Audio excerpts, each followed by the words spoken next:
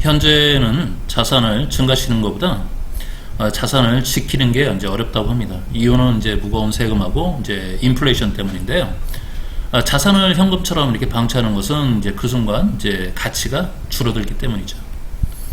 일본의 이제 노무라 종합연구소에서 이제 발표한 게 있는데, 이제 부유층이라고 하면은 순금융 자산, 그러니까 총 금융 자산에서 부채를 뺀 금액이 1억엔에서 5억엔 미만을 이제 정의하고 있는데, 이제 우리나라 돈으로 하면 10억에서 50억 미만을 이제 부유층이라고 합니다. 5억엔 이상, 그러니까 우리나라 돈으로 50억 이상을 초부유층이라고 하는데, 이 부유층하고 초부유층의 이제 합한 가구 수는 2019년 현재 132만 7천 가구로 이제 통계가 잡히는데, 이 수는 그 전 일본의 총 가구 수 5,178만 5천 가구의 약 2.5%에 불과하다고 합니다.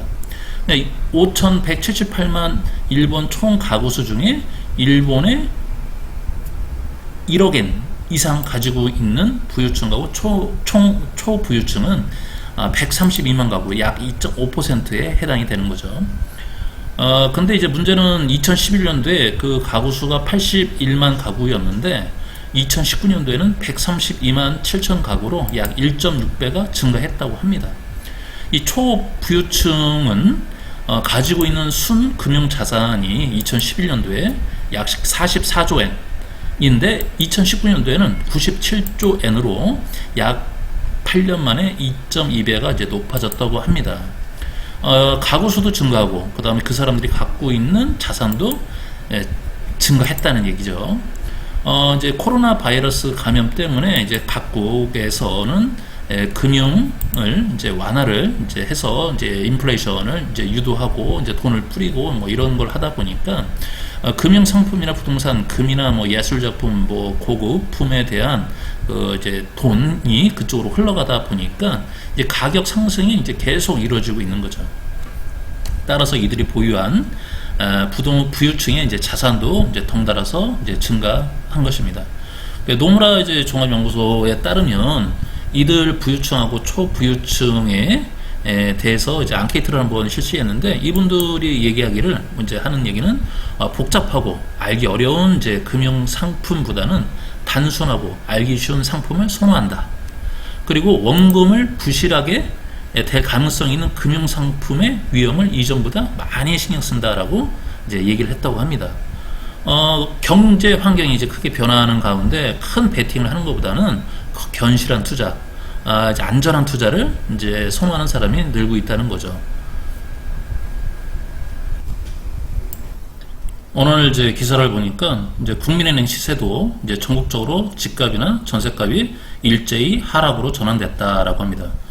3년 1개월, 전세는 2년 11개월 만에 이제 내림세로 반전이 됐다 합니다.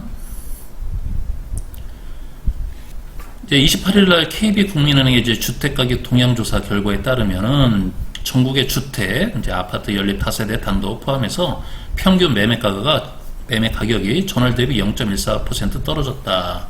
그러니까 민간 시세 조사 기관은 KB 시세로 전국 집값이 하락한 것은 2019년 7월 이후 3년 1개월 만이다.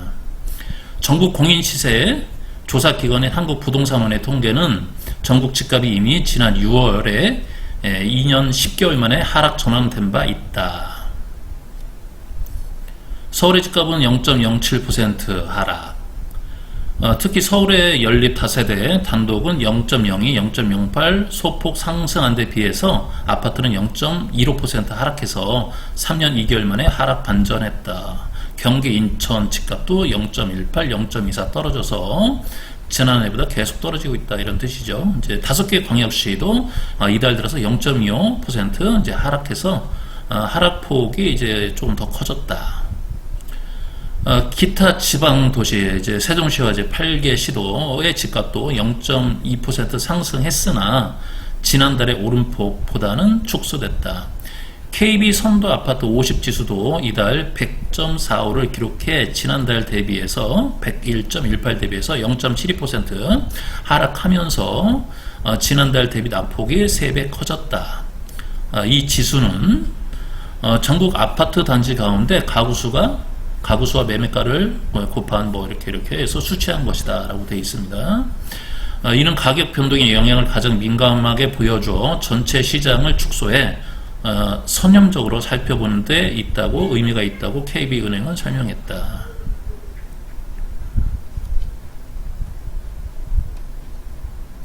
이제 매수 심리가 이제 계속 떨어지고 있다는 얘기죠. 네.